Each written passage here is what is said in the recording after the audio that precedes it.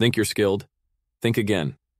In a world where over 200 million adults use a cognitive prosthesis, we need to take a long, hard look at what skill is. Then we'll see. Old skill is fading, and a new kind is on the rise. By Matt Beane. Should my kids learn to code? Can I keep up with my coworkers? Can this person do the job I'm hiring them for? Should I trust this company with my problem? Do we have the workforce we need for our industry's problems? The very public advent of generative AI and the multifaceted assistance it can provide means questions like these are being asked and answered anew around the globe. In case you need to get up to speed on the apparent disruption, I recommend this short video of a naive user, someone with no training in software development, using conversational English prompts to create a functional game that will run via the internet on their mobile phone. I watched many of my master's students do something similar as they analyzed and plotted a large data set via Python, most with no prior coding experience. We've seen comparable examples with reading, writing, and basic math, but also with web design, graphic design, scientific research, customer service, statistics, project planning, and medicine, just to name a few. New results abound, and we want them. In fact, they're probably more important than ever, given the complex problems we're facing. But the way to do our old tasks with these new tools is now a bit murky, and we have a thicket of unanswered, critical questions. Does Gen AI mean we've arrived in an era where knowing exactly how to do the work is the equivalent of knowing arithmetic by hand when a calculator is available? When does it not mean that? Does getting better results with Gen AI mean we're more skilled? Less skilled? What skills do we really need to get results, and how can we trust if someone has them? How do you build and maintain skills if you're relying on Gen AI? Absent clear answers, we're all making bets. Parents deciding on school options, recruiters deciding on candidates, educational administrators and edtech providers deciding on curricula, clients deciding on law firms, patients deciding on doctors, learning and development professionals deciding on corporate training, teachers deciding on class design, administrators and executives deciding on strategic investments, politicians deciding on policy, even kids looking at code, writing, and art they get just by prompting for it in English. Some are asking and answering for themselves, too. Long before we had the science to explain it, we've known that the right skills beget results, power, and opportunity. So we've worked hard to provide up-to-date paths for skill development, because they would help learners contribute in ways that meet society's needs. This also often gives them a personal leg up in pay, dignity, and job quality. While it's as old as the human species, this kind of adaptation is clearly the story of all classic education, vocational training, higher education, corporate L&D, and formal apprenticeship programs. The world identifies outcomes it's after, the skills required to achieve them, and sets about helping humans build those skills and put them to work. None of that can keep up with what's happening right now. I've been studying the implications of intelligent technology for skill development for over 10 years now. Before that, my work was likewise focused on skill development and learning for another decade. And to write my upcoming book, I familiarized myself with decades of research on skill development spanning over a dozen disciplines and 150 years.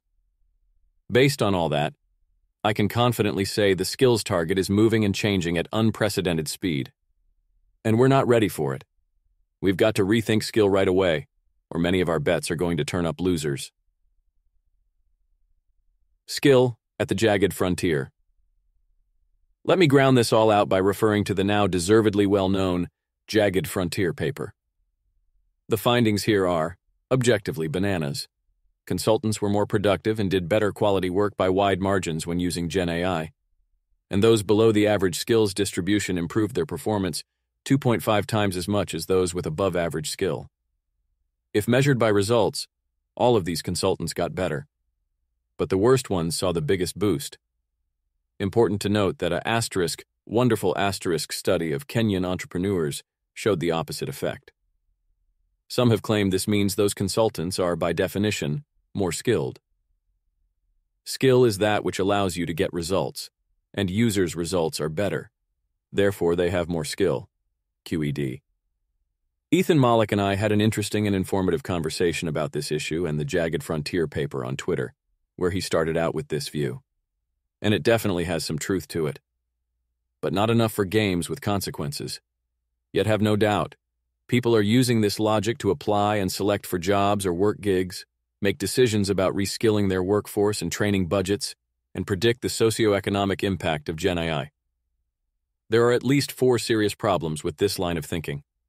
It conflates individual skills with bundles of skill, aka jobs, activities. Being skilled at writing a research brief is very different than being a skilled consultant. In my fall experiment, my master's students hit their stride producing code, but really struggled with completing their first individual assignment. Why? They had to get their code into GitHub Codespaces, a cloud-based development environment that lets users write and run code from their web browser. Many folks would call all of this coding in Python and miss the stark difference between producing code on your local machine and working through platforms. The professionals who curate ONET, the U.S. government's occupational dictionary of tasks for all known occupations, work hard to avoid this trap. But most of us gloss right over it. Most work takes a bundle of skills. It presumes away surprise, change, and complexity. To riff off Mike Tyson, everyone's got a skill until they get punched in the mouth. Sometimes writing a memo is just writing a memo, but other times we need to fly to Bangalore to interview an expert because their internet and phone are down. And the client bought the memo for their expertise. Sometimes a crossing guard has to deal with a 500-person bike life group, right when school lets out and the kids need to get home. Sometimes reality intrudes. It's complex and dynamic, and we expect people to handle quite a bit of it. Until we have practiced using Gen AI to handle these predictable surprises, our apparent new skill is shiny but brittle. It ignores task characteristics. We can trust Gen AI too much, and it hallucinates. None of that is okay on a task where failure is not an option, or when technology access is problematic, for example. In a robotic partial nephrectomy, removing a cancerous tumor from a kidney, if you nick the iliac artery, your patient could be dead on the table in 3 to 5 minutes. What do you have to do to solve this problem? Undock the robot from the patient, which involves removing 4 laparoscopic instruments and backing the 1,000-pound apparatus 6 feet away. Page a vascular surgeon, gown and glove up, and convert to open surgery via a large manual incision. The robot is no longer useful. It's a hindrance. Many other task characteristics matter here. Time pressure, irreversibility of decisions, task feedback. We have to take many of them into account to assess skill. It ignores learning.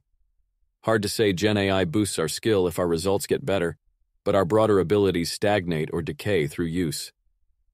I wrote about this last year. AI can dumb you down.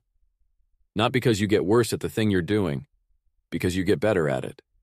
If you get a response you're satisfied with, much faster, you have much less opportunity to struggle and to encounter the broader context for your work task through inefficient exploration. You likewise lose an opportunity to ask for help or offer it in return. Challenge, complexity, and connection, in the language of my upcoming book. It's this robust, semi-focused process that allows us to build and maintain valuable skills. If we take just those 4 critiques seriously, a lot of the Gen AI-enabled skill out there is spindle-thin, fragile, hyper-specialized, and static. It's not deeply trustworthy, at least in the way we're used to trusting skill. It would need to be measured differently. Its social and economic impacts would be different. We have not studied this, or even modeled it, and we need to, because it really is an empirical fact that hundreds of millions of youths are applying this kind of skill in consequential work.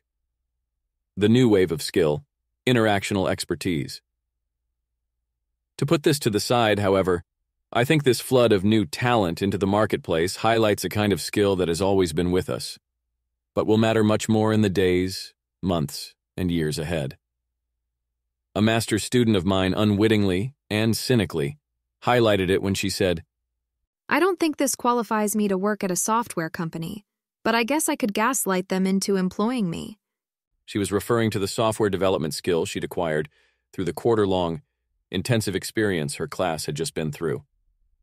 Together, they'd gone from having no coding expertise to doing data analytics on their own via Python, then working in teams to build a functional, web-based software tool for technical project managers. This required many hours of staring at and tweaking code, figuring out how to run it, seeing it fail, debugging it, then stitching it all together and running it live in front of the class. They thought it was impossible, but it worked. But did they have coding skill? Clearly, in key senses, they did not. My amazing TA Brandon Lapine and I interviewed a representative sample of them after the fact. And as part of that interview, we showed them a set of very simple code snippets. A for loop, a dictionary, some recursion. Many had no idea what they were looking at other than code. Some saw a few keywords they understood, though. I know that's a print statement, some said. Or, that's a list of data. If you took ChatGPT away from them, or turned off the code interpreter feature, or asked them to think through a problem computationally, they'd be dead in the water. So there's your thin, fragile, hyper-specialized, static skill. They did, however, build a lot of a very different kind of skill. Skill that's about a reasonable understanding of the system of work they were involved in. Its vocabulary, its dynamics, its processes and tasks, its norms, roles and responsibilities, and its output. They roughly knew what was going on and could go through a lot of the motions with some fluency. That's a special and powerful kind of skill, useful for a lot more than gaslighting an employer into hiring you. Harry Collins called this interactional expertise. It's knowing enough about a context to be conversant with local experts, to understand the basics of their work to their satisfaction.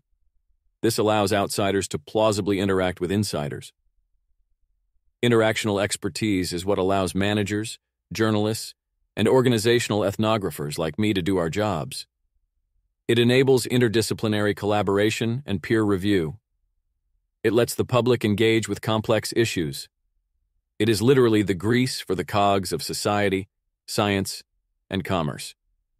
If you use generative AI to do something you couldn't before, even a little bit, you have an opportunity to build this kind of expertise, especially if you configure it to push you in that direction.